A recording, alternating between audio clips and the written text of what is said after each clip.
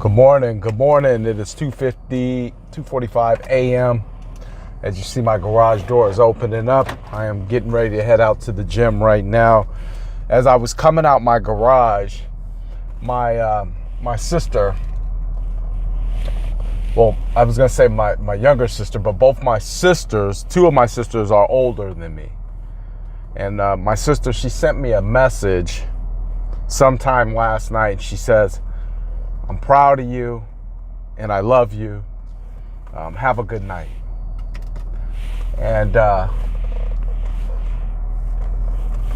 was really nice of her, because we weren't, I'm not going to say we're not close, but we weren't raised, at least me and my siblings together, and we weren't raised to really kind of hold each other's back like that.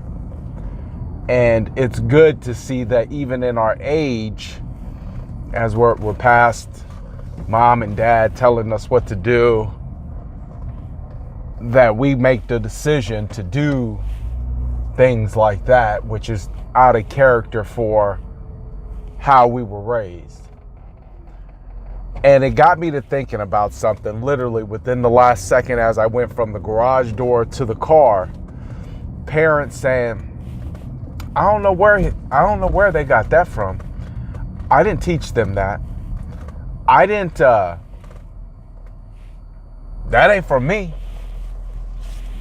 I don't know where that's from.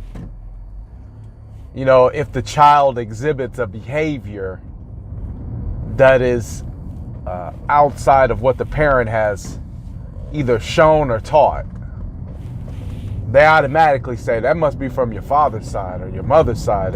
You know, the one, especially if it's not in line with who they think you are or what they think you should be, then they'll say, you know, it's just a phrase.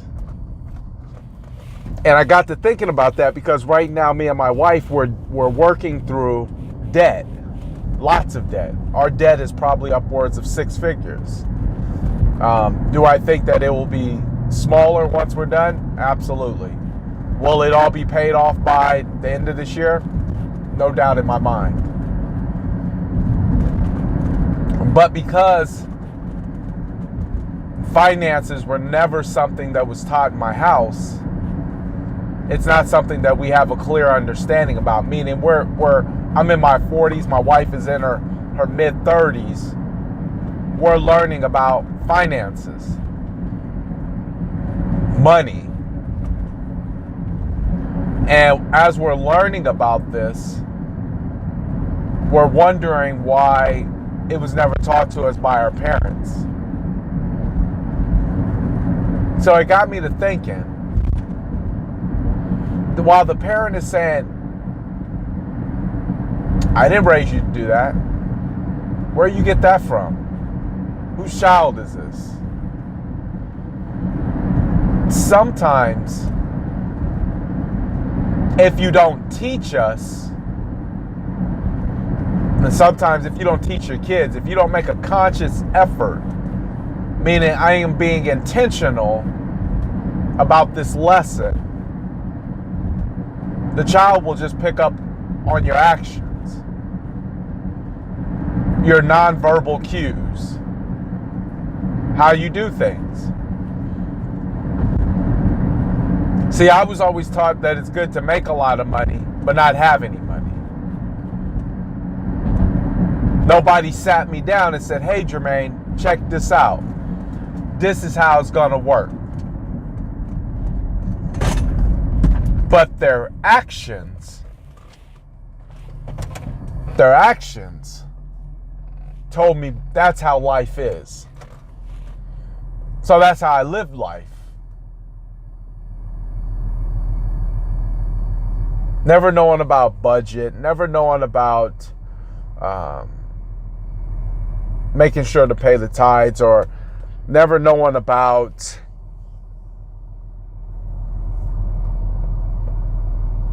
how to properly diversify your income into investment strategies.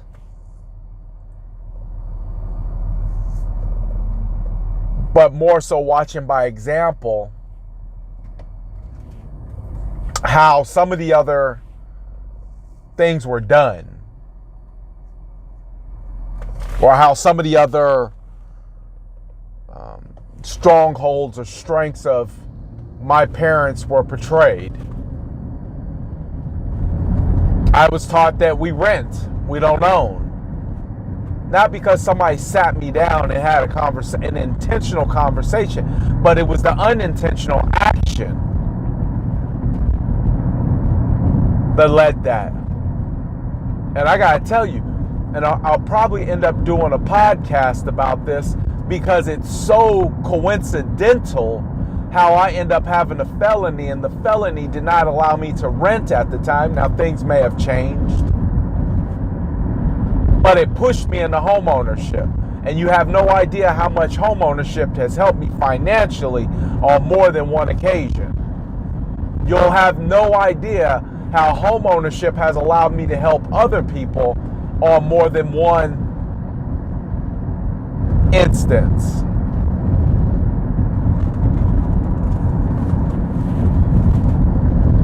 Because had I not become a homeowner, I would not have been able to help the hundreds of people that I've already been able to help.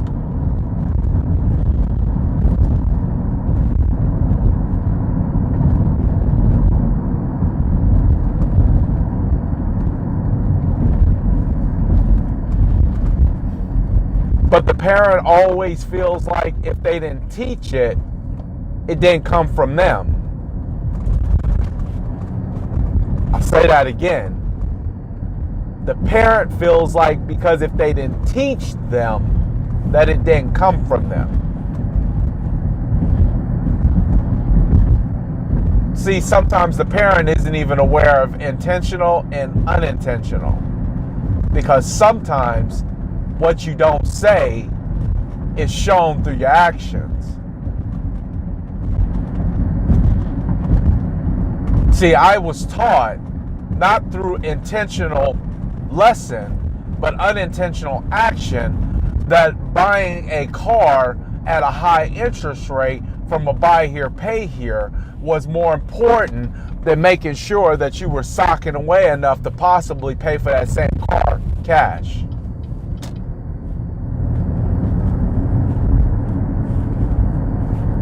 So we have to be intentional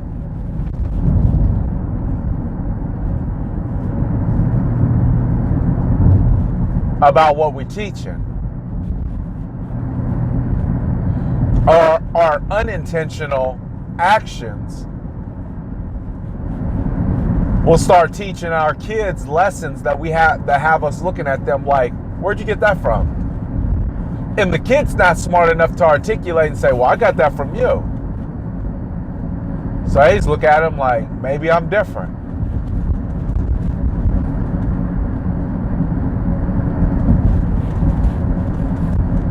And that goes for everything. You have to be intentional. Because sometimes the unintentional will speak louder volume and put you in a worse situation. And the person you meant to do right by sees your actions don't line up with what you're saying, or your actions are not in line with the lesson you wanted to teach. As a father of three, I have to be aware of that as well. My 7-year-old, he likes to play rough. I play very rough with him. I have to be very intentional because sometimes my rough play may come across as if I don't like him. Because we both have that slightly aggressive gene.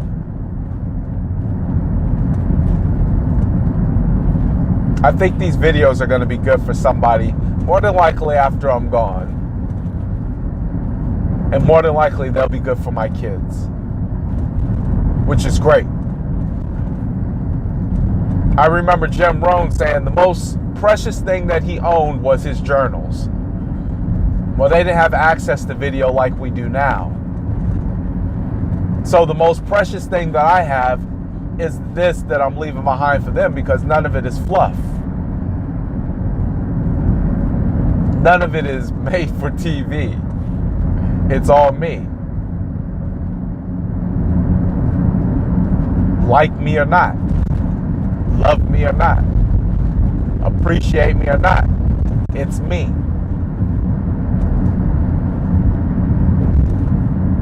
And if you're not intentional about what you're saying, if you're not intentional with your actions, it will be the unintentional actions that you do that may lead somebody to go down the path that they should not go. Because there was a lot of unintentional action that I was witnessing coming up.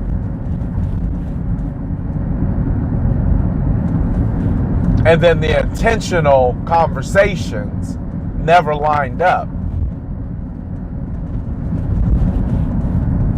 Because I swear, you'd find this out. I do not, as a kid, remember going to a brand new car lot with my parents. Mainly my father, who I grew up with. I remember specifically, I think the car lot's still there, 35th Avenue in Van Buren. I think it's still there. Buy here, pay here.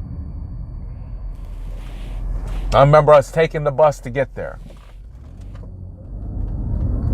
I don't remember how old I was. I remember us renting these houses from this guy my dad knew. Then I remember the feds coming to the house talking about he had illegally turned the power on and was renting out houses that were foreclosed.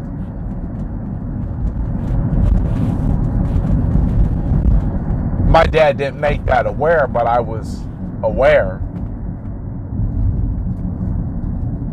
He just handled it silently. But we had to move.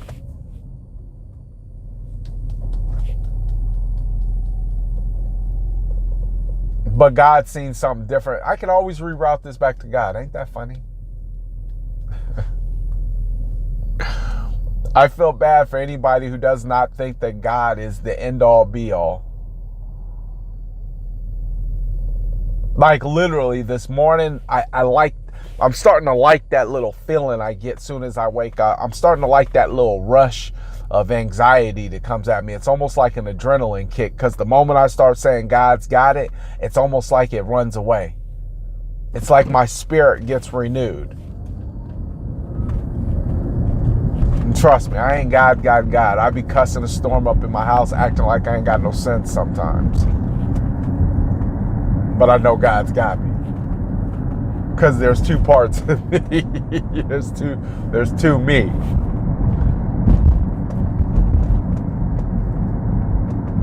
But thankfully, God did. He redirected my life. He really did. Because I never could have thought that a prison sentence would have allowed this much favor to come into my life. And you might be sitting there thinking, a felony? Yeah, but that felony, I still was able to fight through and get my real estate license. No, well, the felony, well, I still fought through and got my fingerprint card and able to go back into the jails and talk to the inmates. That felony kept me out of renting anything because I was forced to go buy a home. That felony literally created roadblocks in areas that I was intended to go in if it was according to the way I was taught, intentionally, unintentionally. But the felony pushed me in the direction I was supposed to go in based on what God's plan for my life was. And that, my friend, is divine intervention, because I could have never seen anything like that at all. Be intentional about what you're showing kids. Be intentional about what you're saying, doing, your actions. because it could end up being your unintentional language that ends up creating the biggest problem.